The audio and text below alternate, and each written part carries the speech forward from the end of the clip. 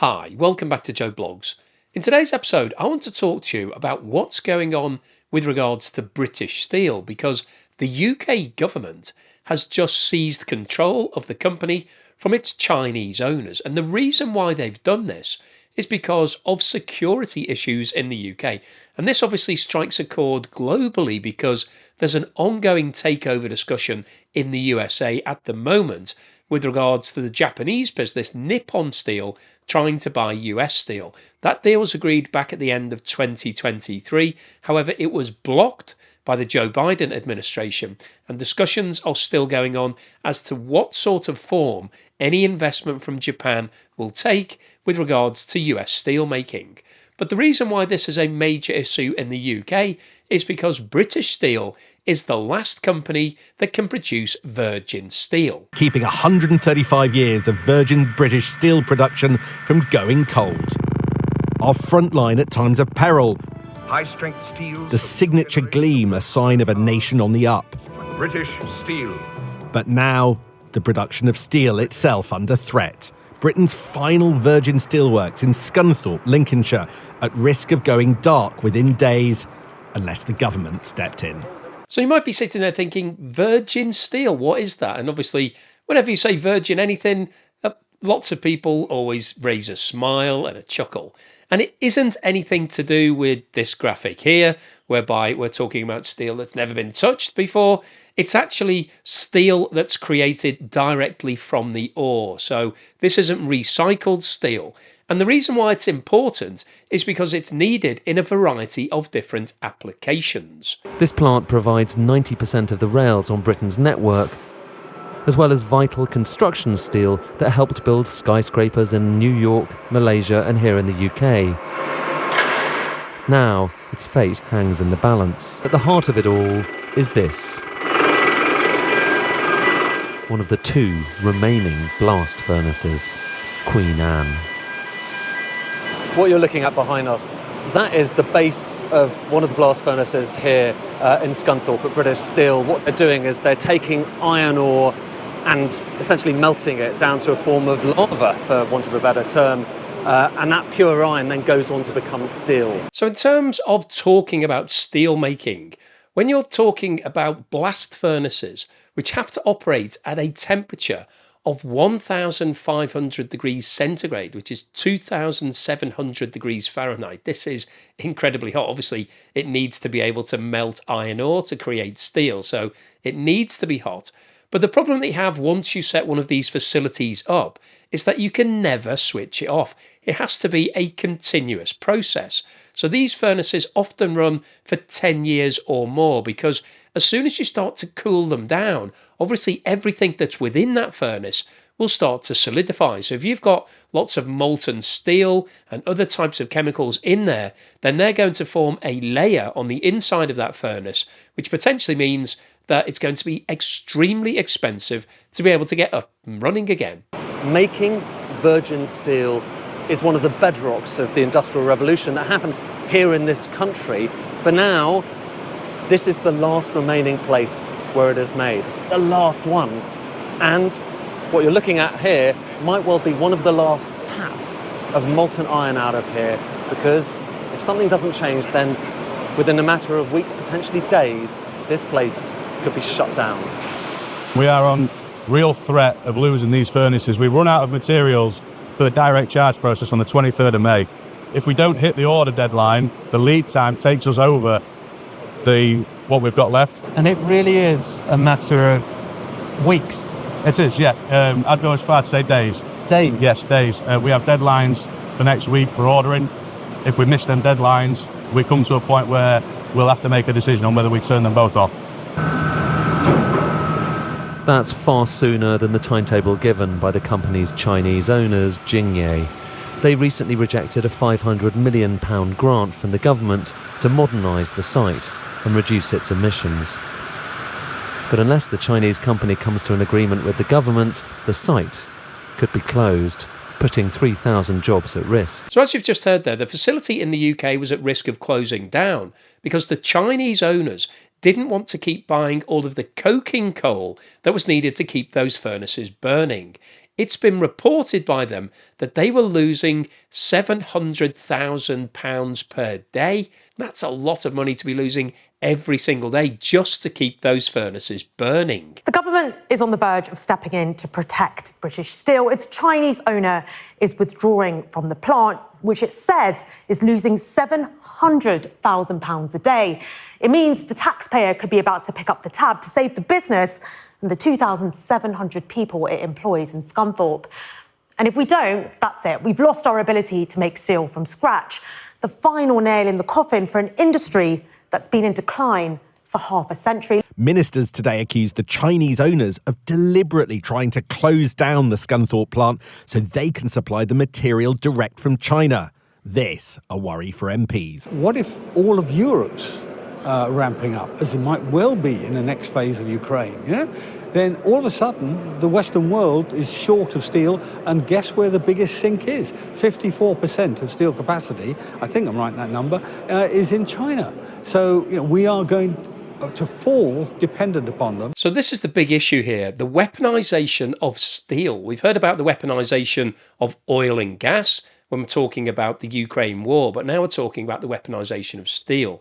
And basically, the Chinese owners threatening to close down this facility in the UK would mean that the UK would never have any virgin steel capacity again because it would simply be too expensive to recreate any of these facilities. And that would mean that certain applications, such as in the defence sector, which is obviously a big issue at the moment, the UK would then be reliant upon imported steel, potentially from China. And if China decided to withhold those imports, that would cause a major problem. And obviously what we're talking about at the moment geopolitically, where Donald Trump is applying lots of tariffs against China, and China is now retaliating and putting the same sort of tariffs on imports into China from the USA, and also threatening to withdraw certain exports. We've talked about rare earth minerals, but steel could be next on the list. And I guess the big question here is, how did this Chinese company come to own British Steel in the first place?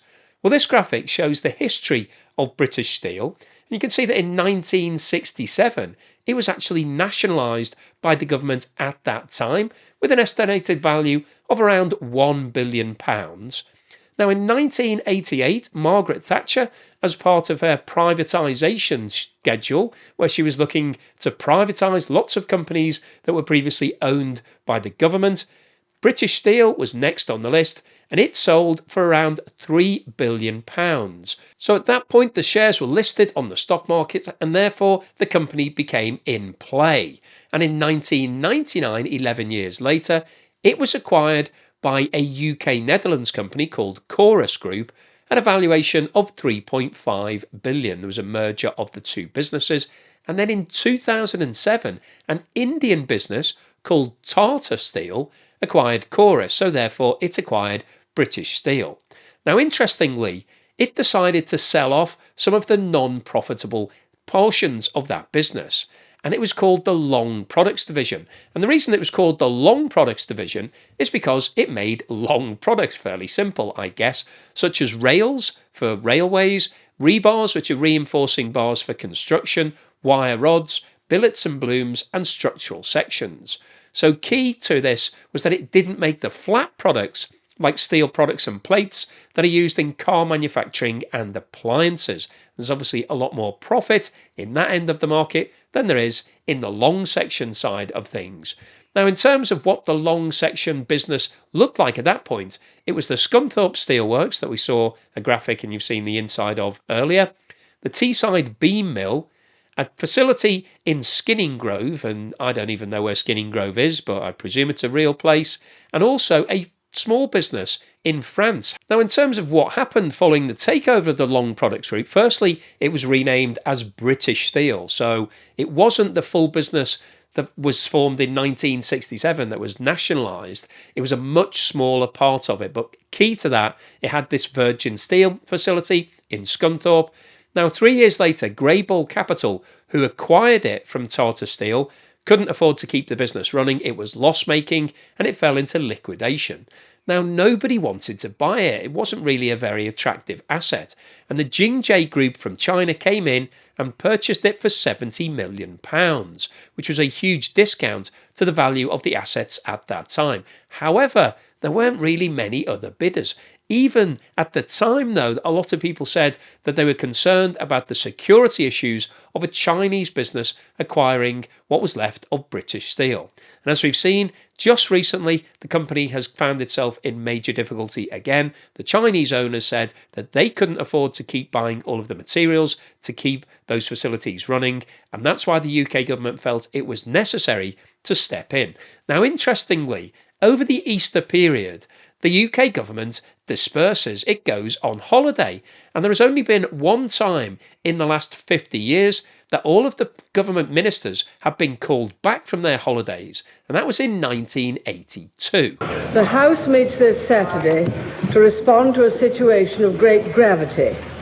We are here because for the first time for many years, British sovereign territory has been invaded by a foreign power.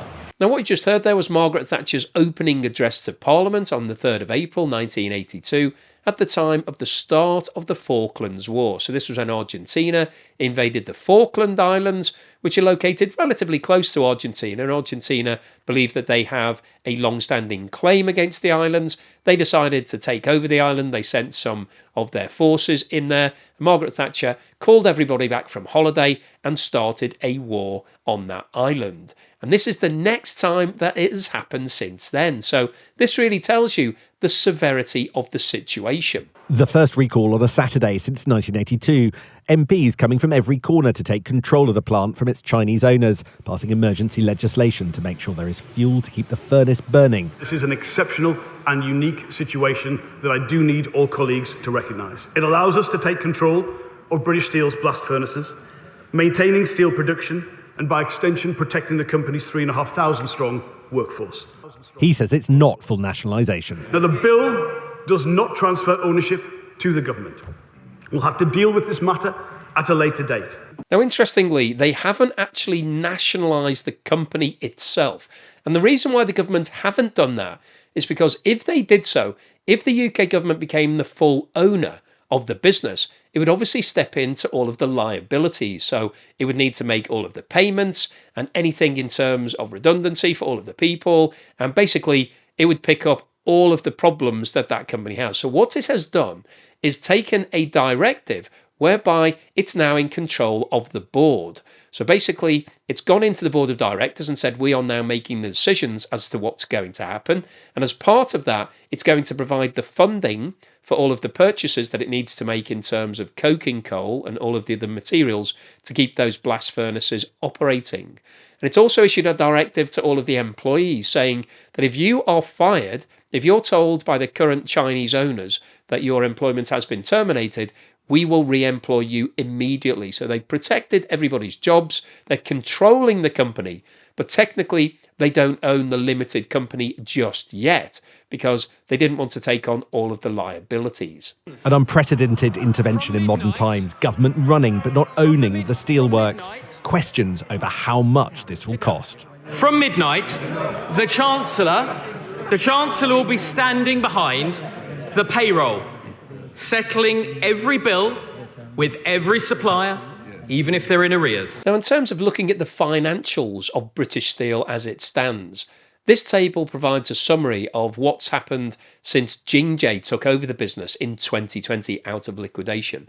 And you can see that in the first year of operating, it was estimated that the company made a profit of around 267 million.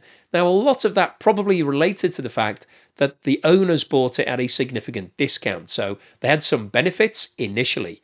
However, in 2021, the business was estimated to have lost £50 million.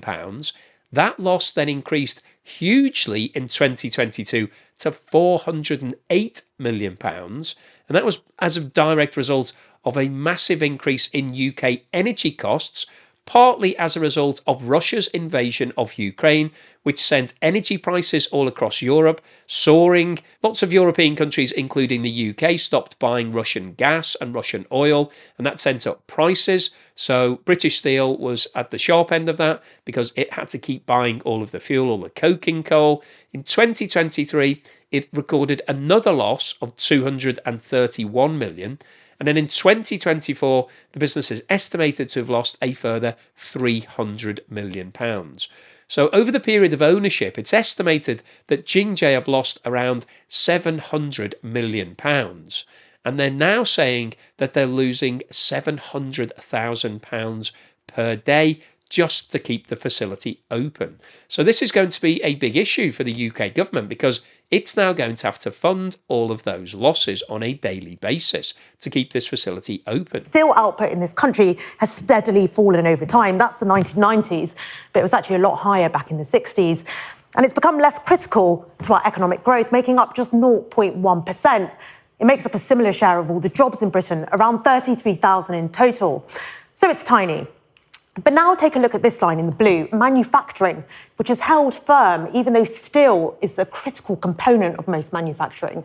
So where are our manufacturers getting their steel from? Well, factories across the world, not just here in the UK, have become more reliant on Chinese exports of steel. Chinese steel is a lot cheaper than the stuff we make, and China has been dumping it on the global economy.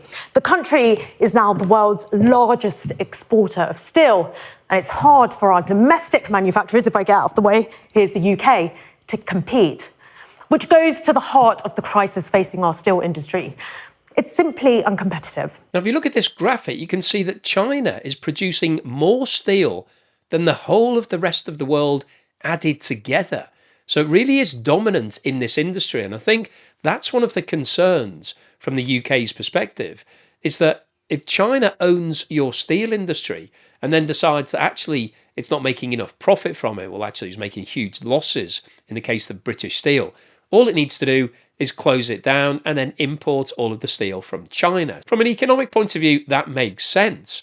But from a geopolitical point of view, there's a real risk there, because if you fall out with China, if you decide that for whatever reason China and your defence issues are not compatible and you can't rely on that supply coming forever, then that means that you've got a major problem. And that's why the UK government stepped in. And as I said at the start of today's video, that's one of the reasons why the US is concerned at the moment about the takeover of US steel by Nippon Steel from Japan, because you'd have a similar issue here. If it suddenly becomes loss-making or it's not making enough profit, then the new owners may decide to close it down and just import steel from home. But that isn't good news for your long-term security issues. China is just one of the problems facing our producers. The other is cripplingly high energy costs. It takes a huge amount of power to make steel, but our industrial energy prices, that's the UK in purple, are among the highest in the developing world, up to 50% higher than those in France or Germany. And green taxes, our ageing grid, and the way we price energy are all behind that. Now, there are some really good points there. The first being the cost of energy in Europe and the developed world, which is currently at very high levels. And it poses the question as to whether or not it's economically viable to continue producing steel, because steel is a power-hungry business. You need to generate all of that heat to melt down virgin steel to produce it. And so does it make sense to keep making it in your country if the cost is 2 or 3 times higher than it is to import it?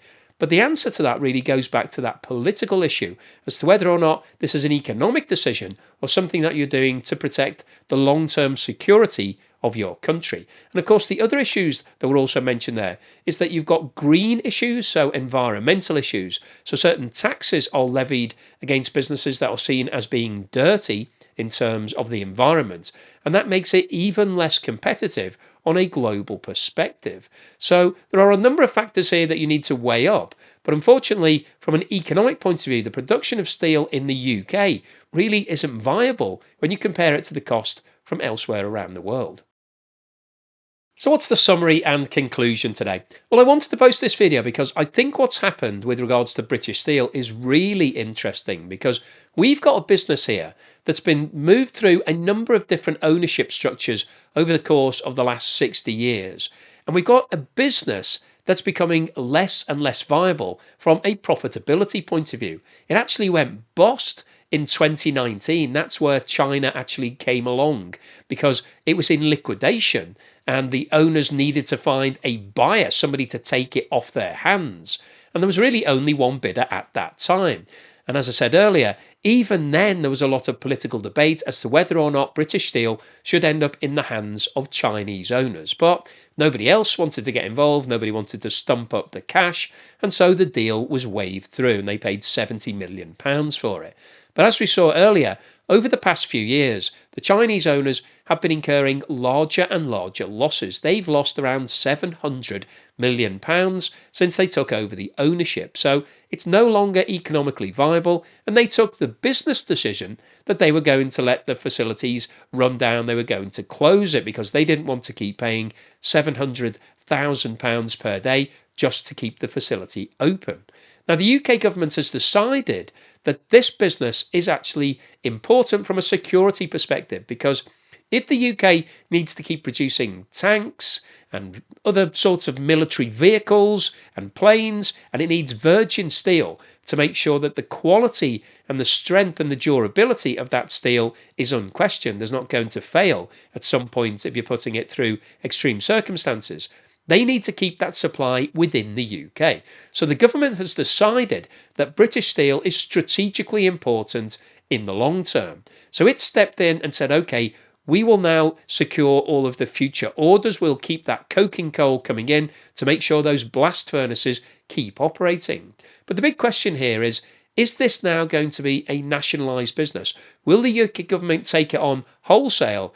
We heard earlier that they're not intending to do that, but who in their right mind is going to take it on? Because if it's losing £700,000 per day, it's not viable. Nobody would want to own that business because it's just a complete nightmare from a cash point of view. So realistically, if the UK government want to keep it open, the only way forward is for it to be fully nationalised, and the taxpayer will have to pick up the bill. So that's the argument from an economic perspective. But obviously, we've been talking a lot over the past few years about what's been going on geopolitically. So we've got Russia's invasion of Ukraine. We've now also got a major trade war that's taking place between the USA and China, where we've got incredibly high tariffs, 145% in the USA and 125% in China. So those two nations are falling out. And as I said earlier, China are now restricting the export of certain items to hurt the US economy. And if the US was in this same situation, if China owned its last virgin steel mill and decided it was going to close it, and then decided that it wasn't going to allow the export of any virgin steel from China into the USA, the US would be struggling to be able to find enough to keep all of its own defence systems fed. And that's a situation that the UK is facing right now. And so when you're looking at situations like this, firstly, you have to look at the economics, but secondly, you need to look at the politics of the situation. And that's really why I wanted to post this video, just to talk to you about the fact that there are certain businesses, if they're seen to be really important to the future security of your nation, then they should never really have been privatised in the first place. You just take a view that these sort of businesses are going to cost you money, they don't make any profit, but you need them to keep all of the supply going to your defence sector and other key sectors. So the overall summary of today's video is that British Steel is not an economically viable business. However, it is very important to the future security of the UK, and as a result of that, the UK government have stepped in and taken over control of the business. They haven't actually taken over the company yet, but I think it's inevitable that they will, because they're not going to be able to find any buyers. Nobody else is going to want to touch this with a barge pole. And so the UK taxpayer will now have to suck up the cost of funding British Steel over the next 20 to 30 years. So hopefully you've enjoyed today's video. You found it useful, informative and thought-provoking.